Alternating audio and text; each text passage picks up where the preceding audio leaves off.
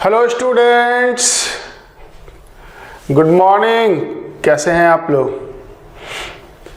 तो organic chemistry में हम लोग नॉमेनक्लेचर स्टार्ट कर चुके हैं और नॉमेनक्लेचर के 2 लेक्चर हो चुके हैं, 2 सेशन हो चुके हैं। तो अब हम नॉमेनक्लेचर के 3rd सेशन को आज स्टार्ट करने जा रहे हैं। तो अब तक नॉमेनक्लेचर में हमने हाइड्रोकार्बन्स का नेमिंग सीखा, एल्केन, एल्कीन, अल्काइंस, साइक्लोएल्केन्स और हेलोजनेटेड हाइड्रोकार्बन्स का भी नॉमेनक्लेचर हमने सीखा। यानी कि हाइड्रोकार्बन में अगर कुछ हेलोजेंस आ जाए, क्लोरीन, फ्लोरीन, ब्रोमीन वगैरह, तो उसका भी नाम लिखना हमने सीखा। अब हम आज स्टार्ट करने जा रहे हैं nomenclature of compounds containing principal functional group. So IUPAC naming of compounds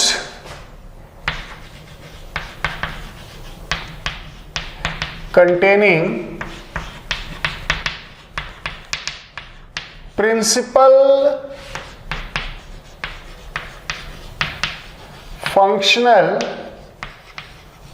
groups, principal functional groups containing compound का नॉमेनक्लेचर हम सीखने जा रहे हैं। सबसे पहले प्रिंसिपल फंक्शनल ग्रुप कहते किसे हैं, 1 मिनट पहले इसे हम समझते हैं। Principal functional group, principal functional group, short में इसे हम PFG बोला करेंगे। हम कहते किसको हैं? Principal functional group. Principal functional group वो ग्रुप है जो कंपाउंड की मेजर प्रॉपर्टीज को डिसाइड करता है, प्रीडोमिनेंट प्रॉपर्टीज को डिसाइड करता है। जैसे अगर हम एक कंपाउंड लिखते हैं, इसमें COOH लगा देते हैं और एक और लिखते हैं, इसमें COOH साथ में इधर ब्रांच भी लगा देते हैं, एक और लेते हैं COOH, इसमें इधर क्लोरीन, इधर ब्रोमीन लगा देते हैं। इन सभी कंपाउंड में COOH कॉमन है और ये सभी कंपाउंड्स एसिड्स हैं, यानी कि ये सभी एसिडिक बिहेवियर शो करेंगे। यानी कि इन सभी कंपाउंड्स का जो प्रीडोमिनेंट प्रॉपर्टी है वो कौन डिसाइड कर रहा है? COOH। और इसलिए COOH हो गया principal functional group. So the principal functional group is a group which determine predominant property of compound, जो कंपाउंड के प्रीडोमिनेंट प्रॉपर्टी को डिटरमिन करता है। तो हम इसके बारे में एक लाइन लिख सकते हैं, ग्रुप that determine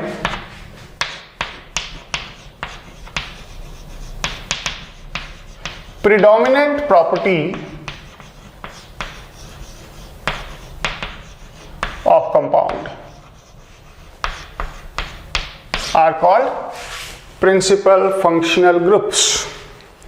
अब वैसे तो ऑर्गेनिक केमिस्ट्री में प्रिंसिपल फंक्शनल ग्रुप काफी होते हैं और पढ़ाते समय लोग दुनिया भर के फंक्शनल ग्रुप के बारे में बता देते हैं और एक स्टूडेंट को एक भी याद नहीं रहता। इसलिए मैं वहाँ पे आपको लिमिट करने जा रहा हूँ। मैं सिर्फ और सिर्फ आपको उतने ही प्रिंसिपल फंक्शनल ग्रुप बताने जा रहा हूँ जितने की आपको ज़रूरत है। I am going to tell you about 11 principal functional groups only, केवल 11 ग्रुप्स के बारे में मैं बताने जा रहा हूं, उससे बाहर आपसे कोई नहीं पूछने जा रहा है। उतने को ही सीखना आसान नहीं है, लेकिन लोग तो 20-20, 50-50 ग्रुप्स बता देते हैं। तो हम सिर्फ 11 प्रिंसिपल फंक्शनल ग्रुप की बात करने जा रहे हैं। अगर कंपाउंड में प्रिंसिपल फंक्शनल ग्रुप आ गया तो उस कंपाउंड की एक स्पेसिफिक एंडिंग होगी, उस कंपाउंड के नेम की एक स्पेसिफिक एंडिंग होगी जो उस ग्रुप के करस्पॉन्डिंग होगी। जो अंत में आता है उसको सफिक्स बोलते हैं। तो हम कह सकते हैं कि हर प्रिंसिपल फंक्शनल ग्रुप के लिए एक खास सफिक्स IUPAC ने रिकमेंड कर रखा है कि आपको इस सफिक्स के साथ नेम का एंडिंग करना है अगर ये ग्रुप कंपाउंड में प्रेजेंट है तो। और इसलिए जितने भी प्रिंसिपल फंक्शनल ग्रुप हैं सबके लिए IUPAC ने एक एक सफिक्स असाइन कर रखा है, डिफाइन कर रखा है। आगे जब हम चलेंगे तो देखेंगे कि एक ही कंपाउंड में एक से ज्यादा प्रिंसिपल फंक्शनल ग्रुप भी आ जाएंगे। जब एक से ज्यादा principal functional group, more than one types of principal functional group आने लगे कंपाउंड में, तो फिर वहां पे IUPAC ने प्रिंसिपल फंक्शनल ग्रुप की एक प्रायोरिटी ऑर्डर दी है कि इस प्रिंसिपल फंक्शनल ग्रुप की प्रायोरिटी ज्यादा है, इस प्रिंसिपल फंक्शनल ग्रुप की प्रायोरिटी कम है। जिस प्रिंसिपल फंक्शनल ग्रुप की प्रायोरिटी हाईएस्ट होगी वो बन जाएगा प्रिंसिपल ऑफ प्रिंसिपल, यानी कि उस ग्रुप के सफिक्स से नेम का एंडिंग होगा और बाकी जो अदर टाइप्स के प्रिंसिपल फंक्शनल ग्रुप होंगे उनके लिए प्रीफिक्स यूज होगा, यानी कि उनके लिए प्रीफिक्स से असाइन कर रखा है IUPAC ने और उनको एज ए लोकेंट ट्रीट करना है और उनका कुछ प्रीफिक्स नेम IUPAC ने दे रखा है। तो सबसे पहले तो हमें प्रिंसिपल फंक्शनल ग्रुप्स के सफिक्स प्रीफिक्स को जानना है। मैं उसका एक टेबल बनाने जा रहा हूं, लेकिन वो टेबल मैं आपको रटने की सलाह नहीं दूंगा। उस टेबल को इतना मैं यहीं पे लेक्चर में ही यूज कर दूंगा आपके लिए कि यहीं पे आपको याद हो जाएगा। उसके आगे आप कुछ क्वेश्चन कर लेंगे। आपको मैंने एक बुक रिकमेंड कर रखी है, साधारण सी बुक है, that is DPP volume 4 by Arihant publication, और उसमें से आप प्रिंसिपल फंक्शनल ग्रुप के DPP को ट्राई कर सकते हैं। तो स्टार्ट करते हैं। सबसे पहले इसमें हम एक टेबल देखने जा रहे हैं for the suffix and prefix of principal functional group. Suffix and prefix of the principal functional group. यहां पे मैं लिखने जा रहा हूं क्लास, कि अगर ये ग्रुप आ गया तो उसे किस क्लास का कंपाउंड कहेंगे। यहां पे ग्रुप्स इधर प्रीफिक्सेस और इधर सफिक्सेस। एक एक करके देखते हैं। सबसे पहले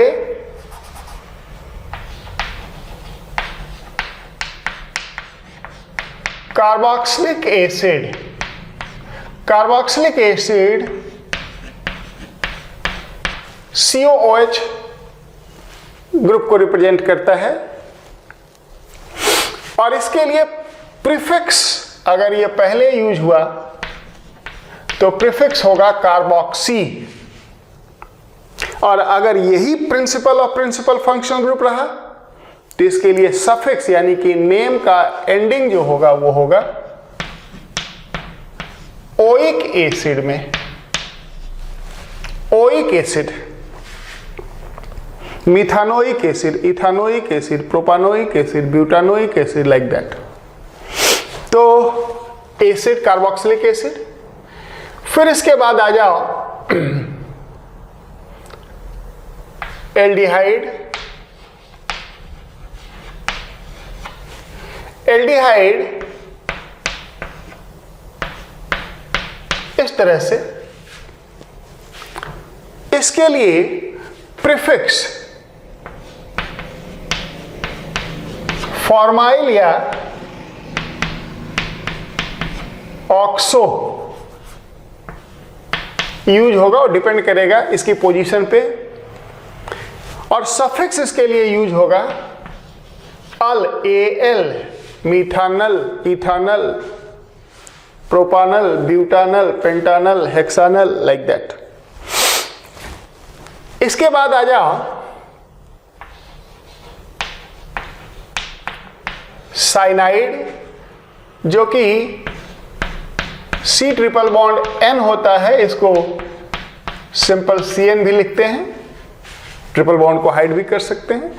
इसके लिए प्रीफिक्स होता है साइनो, लेकिन इसके लिए सफिक्स होता है नाइट्राइल। जैसा मैंने कहा, मैं एक बार टेबल लिख रहा हूं ताकि आपके पास नोट में आ जाए एक जगह सफिक्स प्रीफिक्स, लेकिन इसको रटना नहीं है, इसको यूज इतना करना है कि याद हो जाए। साइनाइड, फिर कीटोन, यह है कीटोन, बीच में होता है और इसके लिए भी प्रीफिक्स यूज होगा ऑक्सो, सफिक्स यूज होगा ओन। फिर इसके बाद अल्कोहल, OH, हाइड्रोक्सी ओल, एसिड क्लोराइड,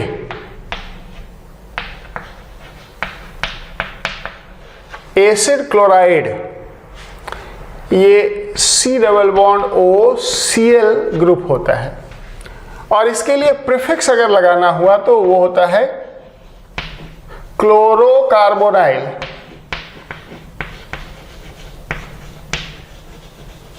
क्लोरोकार्बोनाइल, जबकि सफिक्स होता है इसके लिए OYL, ऑयल क्लोराइड।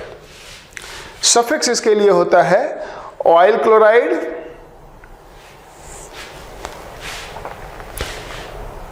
आगे इन सब में थोड़ा बहुत कभी मॉडिफिकेशन भी होगा स्पेशल केसेस में। इसके बाद एसिड क्लोराइड के बाद एमाइड, CONH2, इसे कहते हैं एमाइड ग्रुप, और एमाइड के लिए प्रीफिक्स यूज होता है कार्बामोइल, कार्बामोइल, कार्बामोइल, जबकि सफिक्स इसके लिए जो यूज होता है वो या तो सिंपली एमाइड या कार्बोक्सामाइड, जब आएगा तब बताऊंगा, अभी सिंपल रखो, कार्बोक्सामाइड भी यूज होता है। अमाइड कितने हो गए? 1 2 3 4 5 6 7। अब आ जाओ सल्फोनिक एसिड, सल्फोनिक एसिड, ये SO3H ग्रुप को कहते हैं।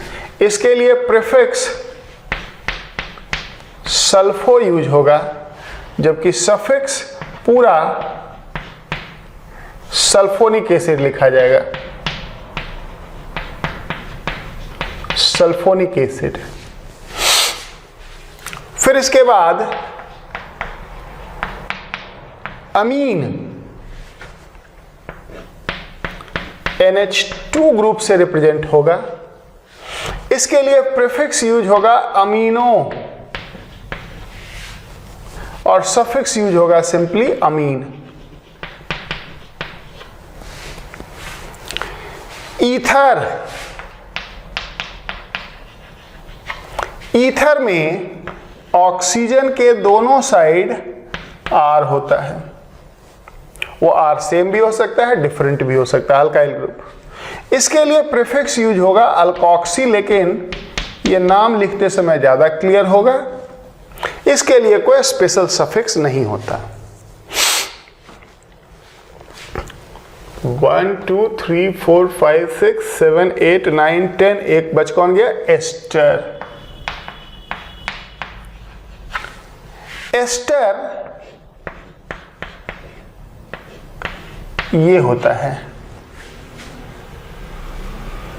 इसके लिए अगर सफिक्स लगाना हुआ, अगर ये सेकेंडरी प्रायोरिटी वाला ग्रुप बन गया, सेकेंडरी प्रायोरिटी वाला प्रिंसिपल फंक्शन ग्रुप हो गया, तो ये सफिक्स प्रीफिक्स यूज होगा। इसके लिए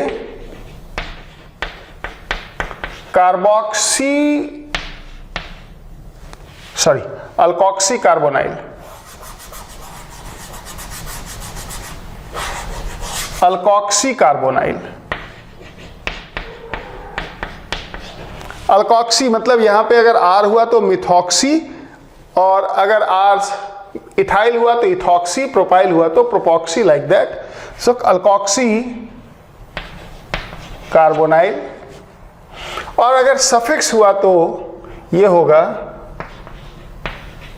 O8, इसके लिए सफिक्स होगा O8।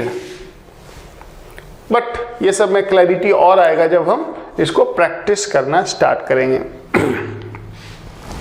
तो ये है टोटल 11 प्रिंसिपल फंक्शनल ग्रुप जिनका नाम आपको आना चाहिए, लेकिन पता नहीं क्या क्या, परऑक्सी, सल्फाइड, थायोल, सब सीख लेते हैं लोग और कुछ नहीं समझ में आता।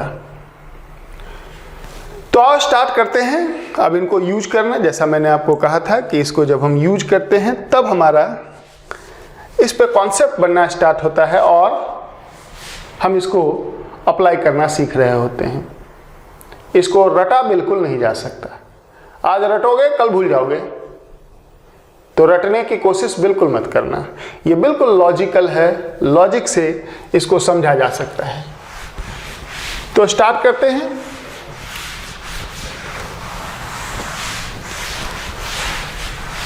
अप्लाई करना।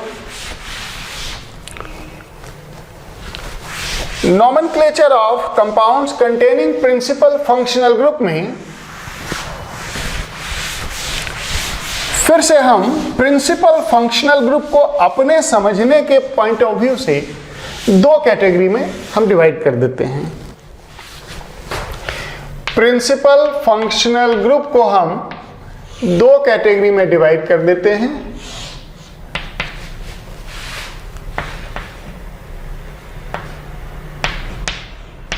कार्बन containing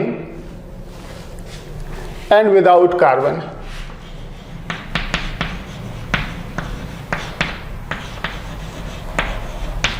इसका क्या मतलब हुआ पहले ये देख लो। हम प्रिंसिपल फंक्शनल ग्रुप जो 11 ग्रुप मैंने आपको बताया उसको दो कैटेगरी में डिवाइड कर रहे हैं। एक कैटेगरी जिसमें ग्रुप में कार्बन हो, जैसे carboxylic acid, acid chloride, ester, nitrile, cyanide, aldehyde, ketone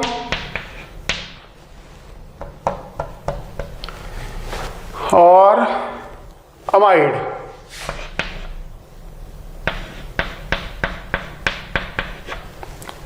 ये तो हो गए वो ग्रुप्स जिसमें कार्बन है।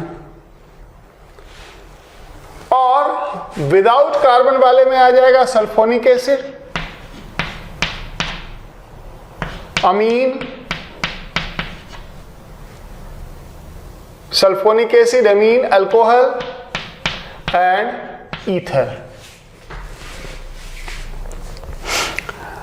नॉमेनक्लेचर का रूल इस पे थोड़ा डिफरेंटली अप्लाई होगा, इस पे थोड़ा डिफरेंटली अप्लाई होगा, इसीलिए हमने इनको दो ग्रुप में डिवाइड किया है। तो आज हम स्टार्ट करने जा रहे हैं IUPAC nomenclature of compounds with carbon containing principal functional group. और carbon containing principal functional group में एक ग्रुप COOH को काफी डिटेल में मैं आपको समझाऊंगा, और वो अगर आपने समझ लिया तो वही बाकी सब पे अप्लाई हो जाएगा, सेम कॉमन रूल सब पे अप्लाई हो जाएगा। तो एक ग्रुप को पकड़ के काफी एग्जॉस्टिवली हम देखने जा रहे हैं, बाकी ग्रुप पे वही चीज अप्लाई हो जाएगा। सिमिलरली उधर के लिए फिर अलग से हम रूल देख लेंगे। शुरू करते हैं।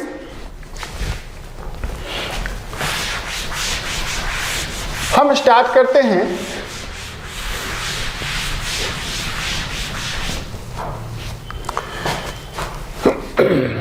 सबसे पहले naming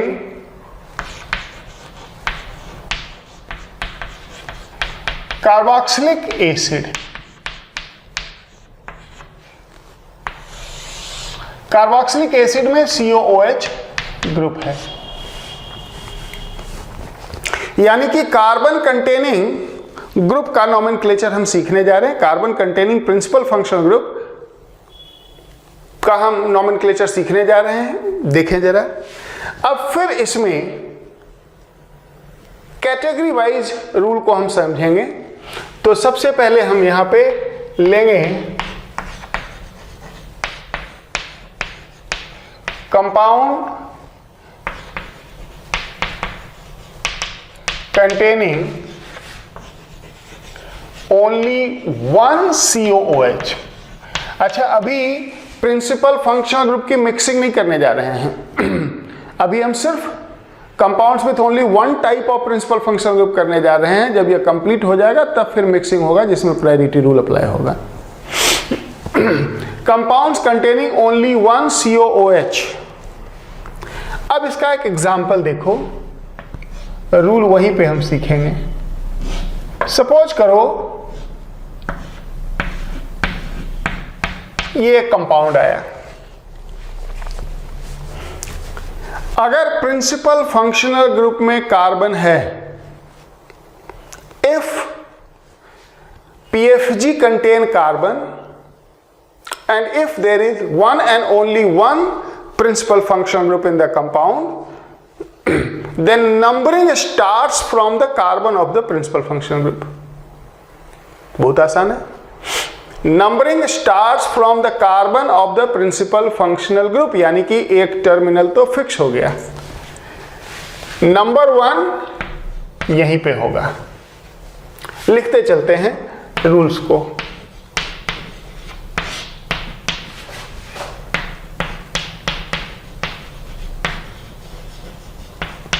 Numbering starts from carbon of PFG। एक बार प्रिंसिपल फंक्शनल ग्रुप को प्रायोरिटी दे दिया तो IUPAC नॉमेनक्लेचर में सेकेंडरी प्रायोरिटी नहीं होता। Priority is given once only, एक ही बार दी जाती है। एक बार इसको प्रायोरिटी दे दिया, उसके बाद अब ये नहीं कि इसके बाद इसकी प्रायोरिटी है इसलिए इधर जाना चाहिए, बिल्कुल नहीं। उसके बाद नॉर्मल रूल चलेगा, यानी कि लॉन्गेस्ट कार्बन चेन। यानी कि यहां से स्टार्ट करते हुए हमें अब लॉन्गेस्ट कार्बन चेन देखना है, और वो हो रहा है 1 2 3 4 5 6। 1 2 3 4 5 6, यानी कि इस कार्बन का लॉन्गेस्ट चेन में 6 कार्बन है, जबकि ओवरऑल अगर लॉन्गेस्ट चेन देखें तो 1 2 3 4 5 6 7 का चेन है, लेकिन वो पेरेंट चेन नहीं है। तो रूल 2 क्या हुआ?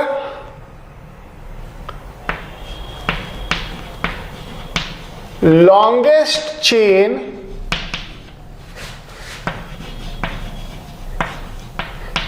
starting from PFG is the parent chain।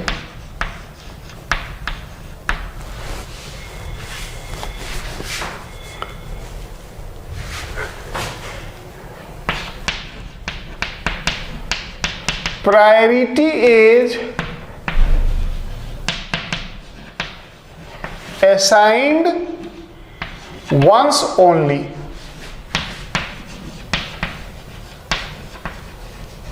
Secondary priority is not given. ये बड़ा इंपॉर्टेंट है, बड़ा कंफ्यूजन लोगों को इसमें होता है, स्टूडेंट को कम टीचर को ज़्यादा। क्या, सपोज करो मैं इसमें एक डबल बॉन्ड लगा देता हूं इधर,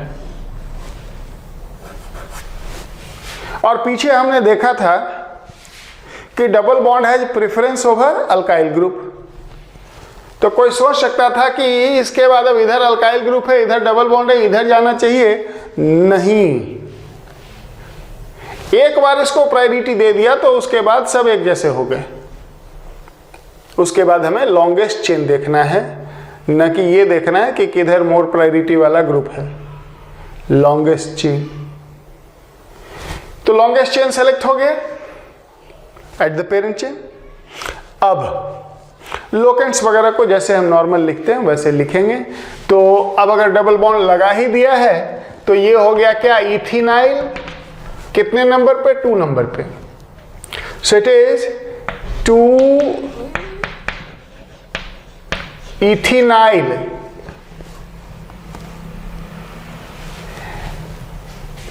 अगर 6 कार्बन का एल्केन होता तो क्या नाम होता, हेक्सेन। क्या नाम होता, यहां से इस ई को रिप्लेस कर देना है ओइक एसिड से, बस एल्केन का ई रिप्लेस हो जाएगा ओइक एसिड से, यानी कि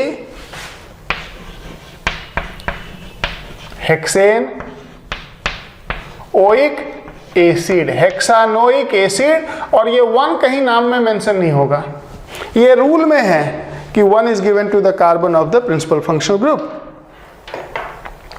प्रिंसिपल फंक्शनल ग्रुप की पोजीशन मेंशन नहीं होगी अगर उसमें कार्बन है तो। So it is 2 ethynyl hexanoic acid. Rule बिल्कुल क्रिस्टल क्लियर है। तो अब जरा कुछ और कंपाउंड्स में इसे अप्लाई करके देखते हैं। सपोज करो अब हमारे सामने एक कुछ ऐसा सिचुएशन है,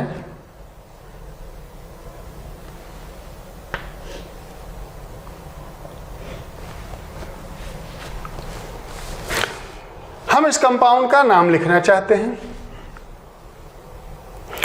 तो ये तो तय हो गया कि 1 यहां पे होगा, 2 3।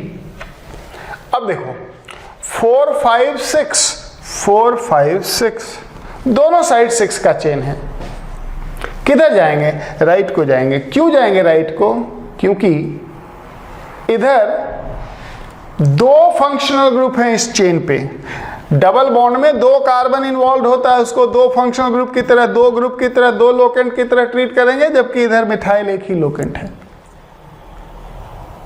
और इसलिए मोर लोकेंट्स, इस वजह से हम जा रहे हैं 4 5 6। और तब ये ब्रांचिंग इन ब्रांच हो जाएगा 1 2 3, 2 मिथाइल प्रोपाइल, 2 मिथाइल प्रोपाइल हो जाएगा, है ना। तो क्या नाम होगा इसका, एक पहले से ही 2 पे मिथाइल है, 2 मिथाइल, फिर 3 पे 2 मिथाइल प्रोपाइल। अगर ये डबल बॉन्ड नहीं होता तो हेक्सानोइक एसिड होता, हेक्सेन का ओइक एसिड होता, अभी हेक्सीन का होगा।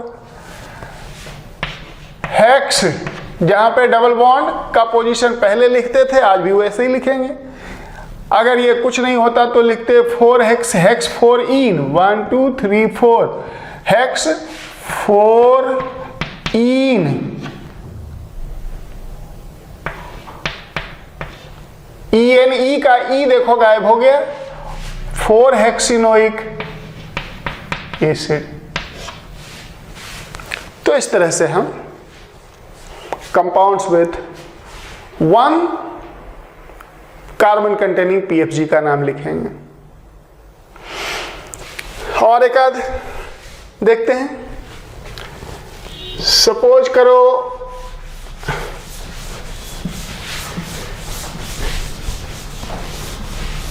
एक कंपाउंड आया हमारे पास कुछ ऐसा,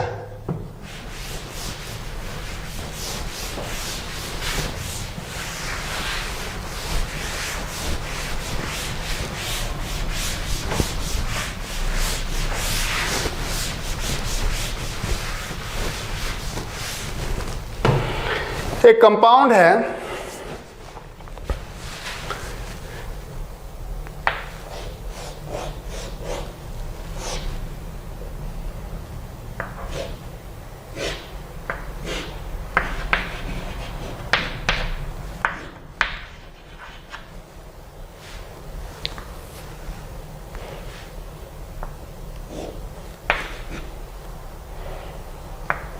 थोड़ा सा कॉम्प्लिकेट, लेकिन अभी हम क्या कर रहे हैं, ओनली 1 प्रिंसिपल फंक्शनल ग्रुप रख रहे हैं। तो इसका नाम लिखना है, सिंपल ही लग रहा है।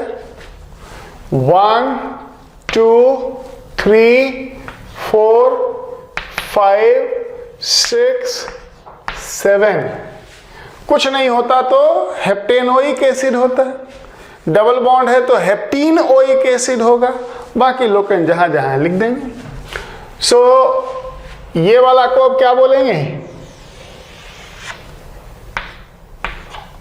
1 ब्रोमो इथाइल, और सबसे पहले वही आएगा 3 पे 1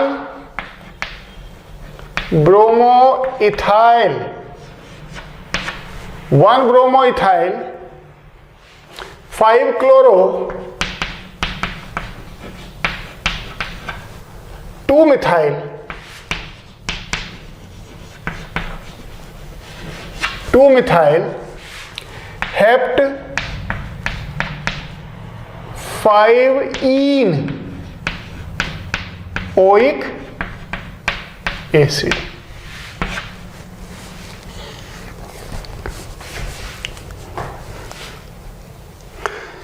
तो आगे बढ़ते हैं और कुछ और बातों को इसमें हम ऐड करते हैं।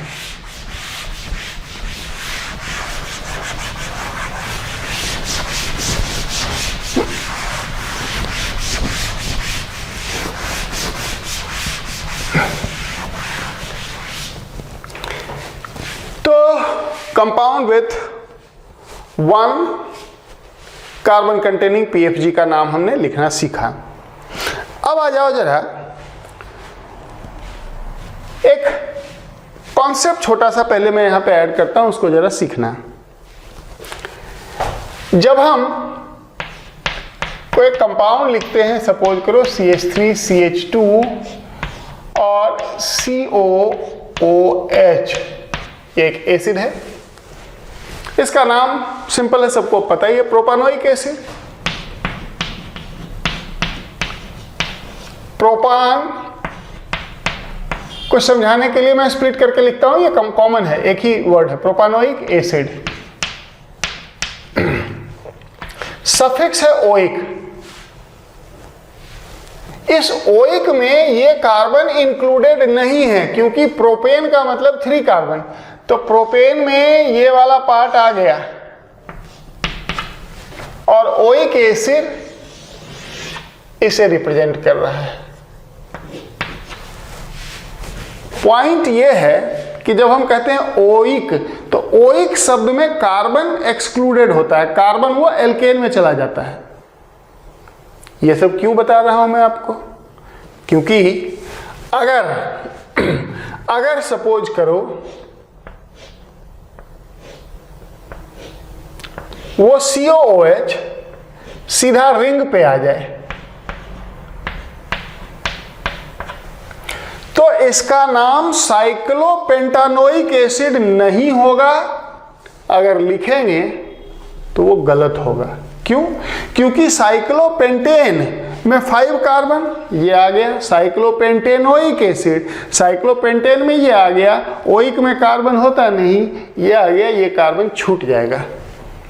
यानी कि जब हम लिखते हैं सफिक्स ओइक, तो ओइक में COOH का कार्बन काउंट नहीं होता। ये सभी carbon containing principal function group में ये केस आएगा। जितने भी हमने सफिक्स लिखे हैं उसमें कार्बन को एक्सक्लूड करते हुए वो सफिक्स था, यानी कि ओइक में ये कार्बन नहीं है। तो जब चेन पे है ये, तब तो इसको हम काउंट कर लेते हैं। प्रोपानोइक एसिड में ये कार्बन काउंट हो गया प्रोपेन में, रिंग पे है तो साइक्लोपेंटेन जब बोलेंगे तो ये कार्बन तो उसमें इंक्लूड ही नहीं होगा। तो वैसे सिचुएशन में कार्बन को इंक्लूड करते हुए इसका एक सफिक्स यूज होगा, कार्बोक्सिलिक एसिड। ये तो एक बात हुई। दूसरा, यहां से कुछ नई बातें खुल रही है, जरा उसको देखेंगे। दूसरा, जब भी हम किसी एल्केन में कोई सफिक्स ऐड करते हैं, से ओइक एसिड, जब भी हम एल्केन में सफिक्स ऐड करते हैं, ऊपर देख लो, तो अगर सफिक्स का फर्स्ट लेटर वॉवेल है, सफिक्स का अगर फर्स्ट लेटर वॉवेल है, तो एल्केन का ई ड्रॉप हो जाएगा। दो कॉन्जिक्यूटिव वॉवेल स्टिचिंग में नहीं आएगा। स्टिचिंग मतलब सिलाई करना है, इनकी सिलाई करते हैं ना। जब आप दो वर्ड की स्टिचिंग कर रहे होंगे IUPAC नॉमेनक्लेचर में, तो दो कॉन्जिक्यूटिव वॉवेल में फर्स्ट वॉवेल ड्रॉप हो जाएगा, यानी कि एल्केन का ई ड्रॉप हो गया, हर जगह आपने देखा। लेकिन जब आप सफिक्स कार्बोक्सिलिक एसिड यूज करेंगे, तो ये कार्बन कॉन्सोनेंट है, C कॉन्सोनेंट है, वॉवेल नहीं है, और तब एल्केन पूरा लिखा जाएगा। यानी कि अगर एल्केन के बाद सफिक्स का फर्स्ट अल्फाबेट वॉवेल है, तो एल्केन का ई ड्रॉप होगा, वरना ड्रॉप नहीं होगा। तो ये ड्रॉप हो जाता है यहां पे ओइक में, कार्बोक्सिलिक में नहीं ड्रॉप होगा, और इसलिए इस कंपाउंड का नाम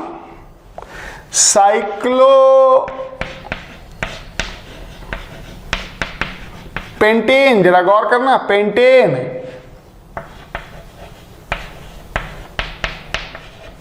कार्बोक्सिलिक एसिड लिखा जाएगा। Cyclopentane carboxylic acid. Carboxylic acid suffix में COOH का कार्बन काउंट हो गया। समझ गए? तो आगे बढ़ते हैं, एक आध और एग्जांपल इसमें देख लेते हैं। तो अगर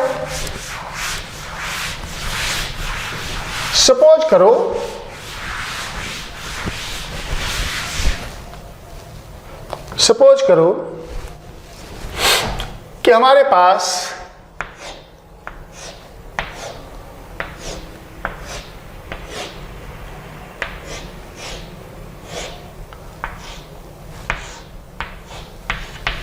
कुछ ऐसा सिचुएशन है, मान लो यहां पे या इधर ले लेते हैं, इधर क्यों ले, इधर ले लेते हैं। Now COOH is not directly on a ring. अगर COOH रिंग पे नहीं है तो रिंग लोकेंट बन जाएगा, that can not be part of parent chain. मतलब ये हुआ कि 1 तो यहीं पे होगा, 2 यहां पे होगा, 3 इधर ना जाके ये हो जाएगा 4, 5, और ये एक लोकेंट हो जाएगा, और इसके अंदर ब्रांचिंग इन ब्रांच 1, 2, 3,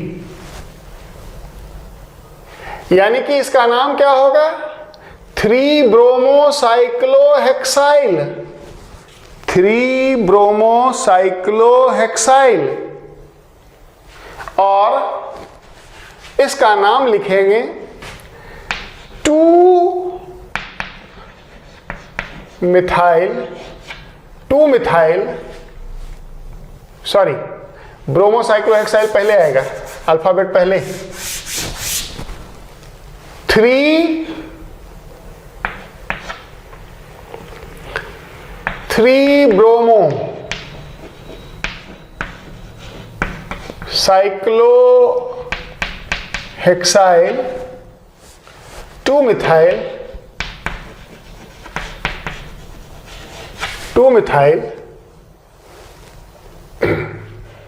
पेंटानोइक एसिड,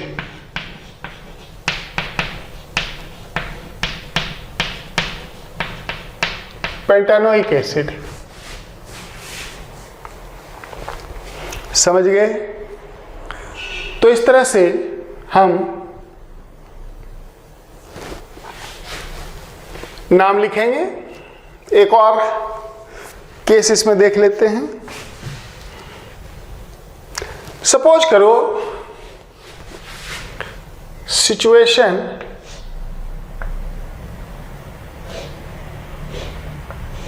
कुछ ऐसा हो जाए,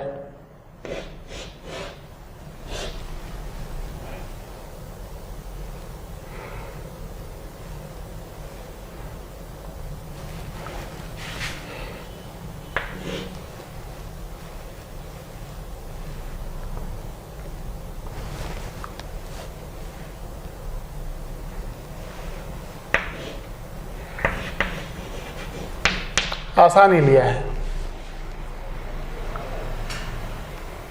क्या नाम होगा इसका? तो यहां से स्टार्ट होगी नंबरिंग, 1 2 3 4 5। 2 पे साइक्लोपेंटाइल, 2-साइक्लोपेंटाइल, फिर पेंट 2-enoic एसिड। यहां देखो पेंटीन का ई गायब हो गया क्योंकि आगे ओ है।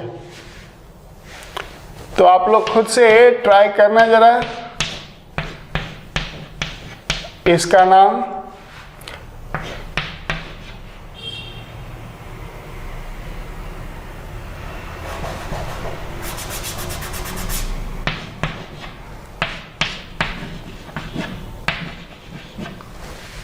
क्या होगा? इसी तरह से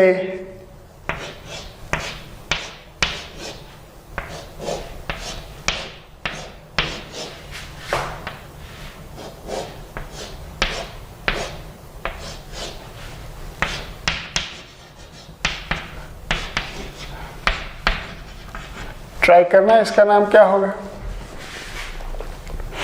तो हमने रूल सीखा कंपाउंड्स कंटेनिंग 1 COH ग्रुप के लिए। इसमें एक और केस अब ऐड होगा, देखते हैं जरा।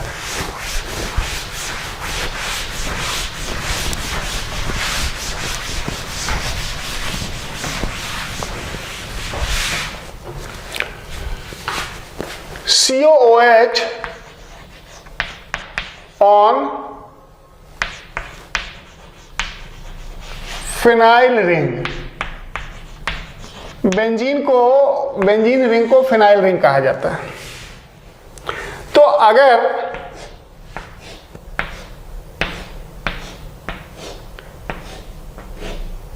बेंजीन रिंग पे COOH आ जाए तो इसका एक स्टैंड एलोन नेम है जो हमें पहले तो ध्यान में रखना है। इसे बेंजोइक एसिड कहते हैं। क्या कहते हैं इसको? Benzoic acid. और अगर इसको नंबर करना पड़ा तो यहां से स्टार्ट होगा। इसका मतलब ये हुआ कि अगर फिनाइल रिंग पे मान लो यहां पे COOH, इधर Br आ जाए, इधर इथाइल आ जाए, अब इसकी करनी है नंबरिंग। तो नंबरिंग तो स्टार्ट होगी यहीं से 1, ये नहीं कि इधर चले जाएंगे, ऐसे इधर से जाएंगे तो 3 और 4 मिलेगा, जबकि इधर से जाएंगे तो 4 5 मिलेगा। सो 1 2 3 4, so it is now 4 bromo 3 ethyl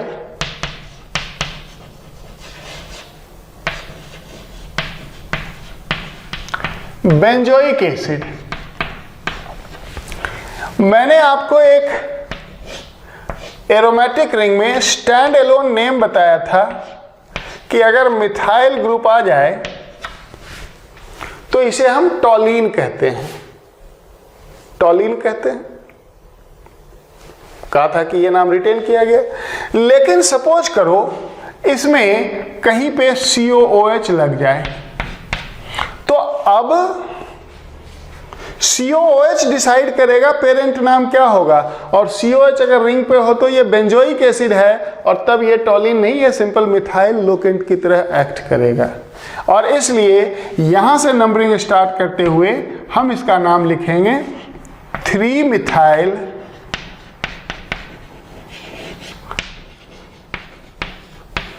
benzoic acid. मैंने आपको ऑर्थो मेटा पैरा भी बताया था, एडजेसेंट वाले को ऑर्थो कहते हैं, next to ortho meta, and next to that is called para. तो इसलिए हम इसे इस तरह से देख सकते हैं कि इसका नाम हम मेटा, और मेटा को M से डिनोट करते हैं, तो मेटा मिथाइल बेंजोइक एसिड कह सकते हैं, मेटा मिथाइल बेंजोइक एसिड। तो IUPAC nomenclature of carboxylic acid containing 1 COOH में ये सब रूल हैं। आगे बढ़ते हैं।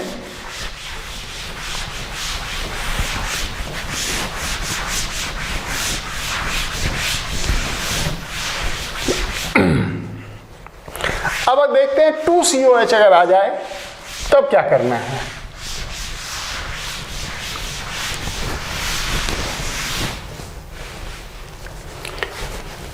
कंपाउंड्स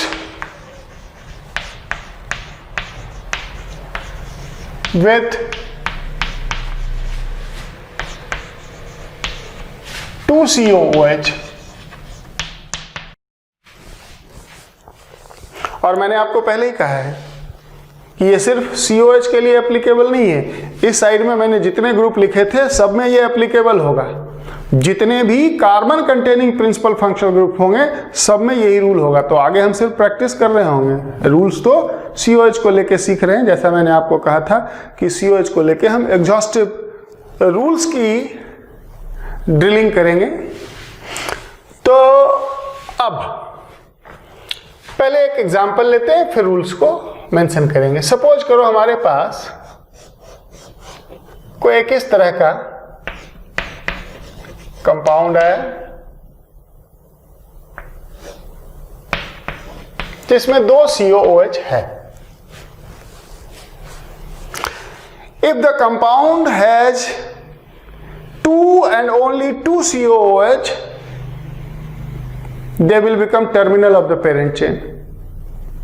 ये तो और आसान हो गया। They will become terminal of the parent chain। अब parent chain ढूंढना ही नहीं है, यानी कि पेरेंट चेन ये हो गया। ये सिमेट्रिकल लग रहा है तो एक और बढ़ा देते हैं, इधर लो। क्या रूल है? If 2 COOH they are terminals of parent chain. अब नंबरिंग 1 to 2 पे इथाइल, 1 to 2 पे प्रोपाइल, यही दो ग्रुप हैं, दोनों साइड से 2 ही आ रहा है, सेम नंबर सीरीज, और इसलिए अल्फाबेटिकल ऑर्डर में इस बार नंबरिंग हो जाएगी। सो 1 2 ई पहले का आता है, पी बाद में, 3 4 5 6। सो it is 2 ethyl 5 propyl, 6 carbon in the parent chain, so it is going to be hexane di, di means 2 hexane dioic acid, समझा? Hexane dioic acid. और दूसरी बात लिखते समय पता चलेगा कि इसमें और क्या चेंज हुआ। So what it is 2 ethyl 5 propyl,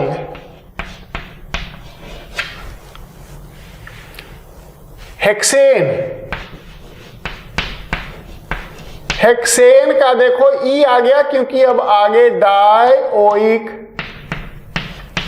acid है। हेक्सेन का ई आ गया क्योंकि आगे डी है, which is not a vowel now. तो जब हम सफिक्स की स्टिचिंग करते हैं एल्केन के साथ, और अगर फर्स्ट लेटर वॉवेल है तो एल्केन का ई ड्रॉप होगा, अदरवाइज ड्रॉप नहीं होगा। मजेदार है ना? लॉजिक है, सीखेंगे तो इंटरेस्ट आएगा। लोग कहते हैं रट्टा वाला है, मैंने तो आज तक नॉमेनक्लेचर रटी नहीं, और अगर मेरे 2 नॉमेनक्लेचर के क्लास का नोट्स मिला लो तो एक भी एग्जाम्पल कॉमन नहीं मिलेगा, क्योंकि ये कंपाउंड एट द स्पॉट में ड्रॉ करता हूं को मुझे याद नहीं रहता है, मुझे लॉजिक पता है, और यही चीज मैं आप में देखना चाहता हूं। किसी भी 2 नॉमेनक्लेचर क्लास का लेक्चर आप मिलाओगे सेम टॉपिक का, कोई एग्जाम्पल कॉमन नहीं मिलेगा, क्योंकि एग्जाम्पल्स इनफाइनाइट हैं, क्यों याद रखना। तो आगे बढ़ते हैं। सो हेक्सेन डाइओइक एसिड, तो अगर मान लो रिंग में 2 COOH आ जाए और इधर Cl भी आ गया, इधर Br भी आ गया, तो सबसे पहले तो अब ये साइक्लोहेक्सेन डाइओइक एसिड नहीं होगा, क्योंकि डाइओइक में कार्बन छूट जाएगा। तो अब ये साइक्लोहेक्सेन डाइकार्बोक्सिलिक एसिड होगा, साइक्लोहेक्सेन डाइकार्बोक्सिलिक एसिड होगा, और दोनों COOH को नंबरिंग में प्रायोरिटी देनी है। इसका अच्छा ये देखो, हेक्सेन डाइओइक एसिड में ये 1,6 कभी नहीं लिखा जाएगा, ये अंडरस्टूड है, रूल का ही पार्ट है।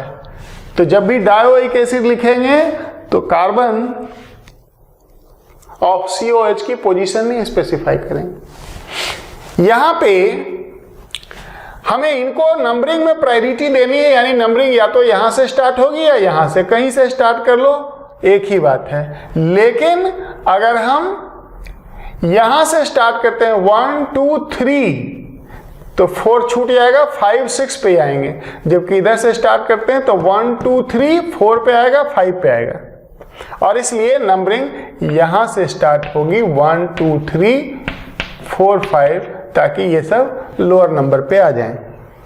अब यहां पे COH का कार्बन नंबर नहीं हो रहा है, जिस कार्बन पे COH है वो नंबर हो रहा है, और इसलिए इस बार COH की पोजीशन बतानी पड़ेगी कि 2 COH 1 और 3 पोजीशन पे है। सो व्हाट्स नेम, इसका नाम होगा 5 bromo 4,4 die chloro dichloro, cyclohexane 1,3 dicarboxylic acid,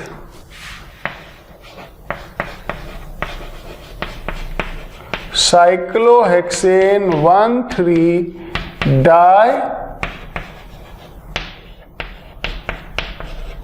carboxylic acid. तो इस तरह से हम डाइकार्बोक्सिलिक एसिड का नाम लिख रहे होंगे। समझ गए? तो सपोज करो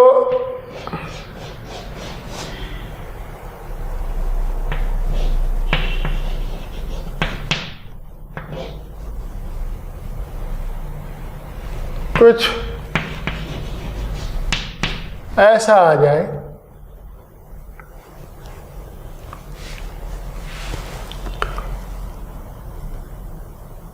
ठीक है, या यहां पे ऐसे लगा देता हूं मैं,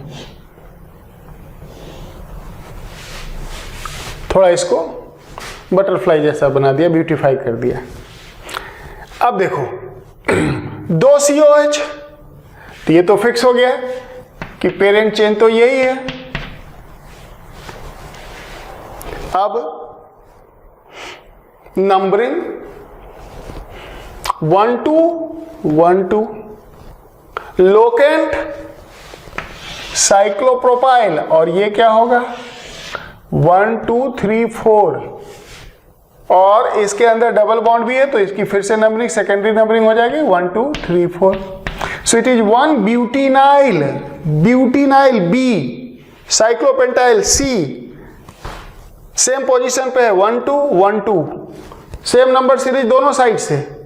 तो क्या करेंगे, अल्फाबेटिकल ऑर्डर में नंबरिंग करेंगे, और अल्फाबेटिकल ऑर्डर में नंबरिंग करेंगे तो यहां से स्टार्ट हो जाएगी numbering 1 2 3 4। So it is going to be 2, और जब सेकेंडरी नंबरिंग होता है तो ब्रैकेट में लिखते हैं उसे 1 ब्यूटीनाइल, 3 cyclopropyl, butane dioic acid,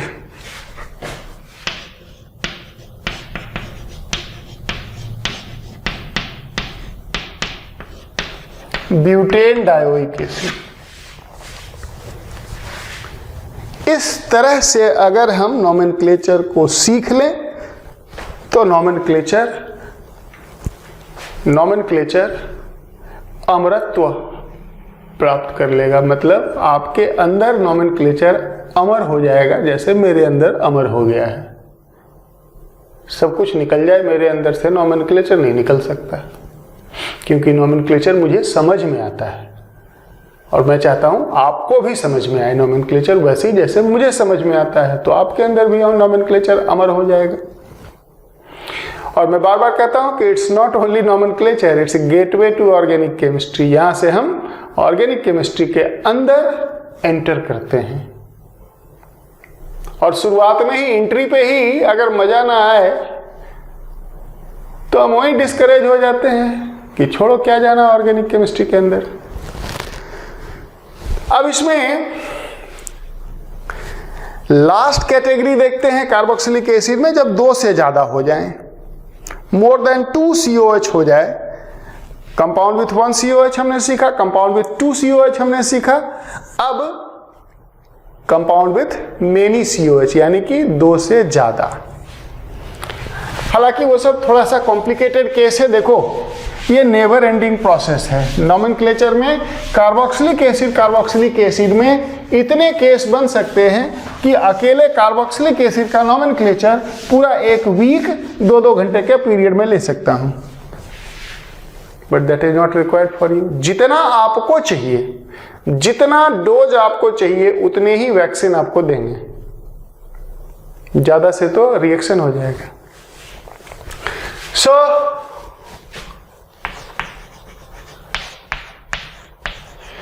compounds with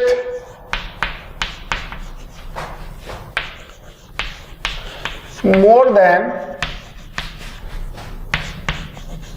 2 COH. Now suppose एक ऐसी सिचुएशन है जिसमें कि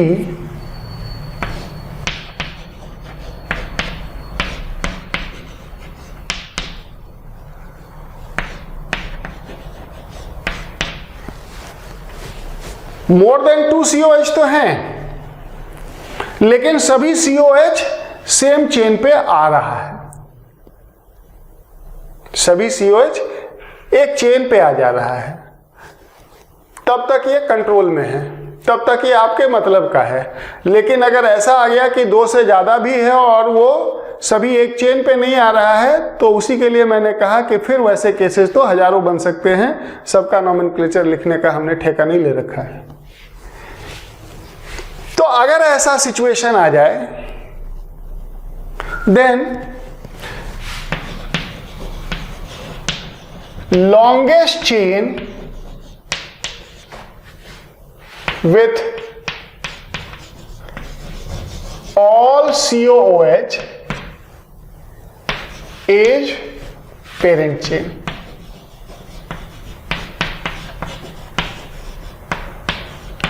यानी कि क्या करना है, अब COH को 1 सेकेंड के लिए काट देना है, इनको एक्सक्लूड करना है और देखना है कि जिस चेन पे ये प्रेजेंट हैं उसमें लॉन्गेस्ट चेन कहाँ हो सकता है। तो उसमें लॉन्गेस्ट चेन यहां से लेके यहां तक होगा। ये वो चेन है जिसपे सभी COH प्रेजेंट है। तो longest chain on which all COH, longest chain on which all COH is present is the parent chain. अब नंबरिंग करना है इस तरह से कि COOH को लोएस्ट पॉसिबल नंबर मिल जाए।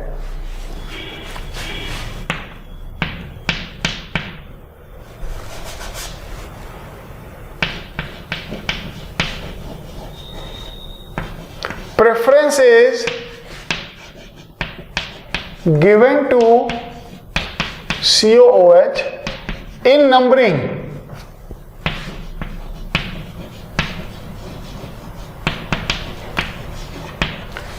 यानी कि लोएस्ट पॉसिबल नंबर COH को देना है। तो अगर इधर से स्टार्ट करेंगे तो 1 पे आ जाएगा COH फर्स्ट टाइम, इधर से स्टार्ट करेंगे तो 1 2 3 पे आएगा। नहीं, हम इधर से स्टार्ट करेंगे 1 2 3 सॉरी 3 4 5 6 7 8। अब COH के अलावा क्या क्या लोकेंट से पहले वो देख लो। तो एक ही है 1 2 3 4 ब्यूटाइल 5 पे 5 butyl 5 butyl. Octane, octane parent chain है ऑक्टेन। ऑक्टेन 2 4 5 6 2 4 5 6 टेट्रा, 4 के लिए टेट्रा यूज होता है। टेट्रा कार्बोक्सिलिक एसिड, ओइक नहीं, क्योंकि हमें अब वो सफिक्स यूज करना है जिसमें COH इंक्लूडेड है। ये चेन पे हमने काउंट नहीं किया इसको। तो टेट्रा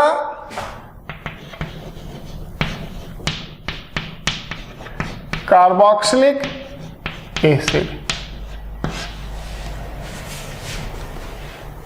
तो इस तरह से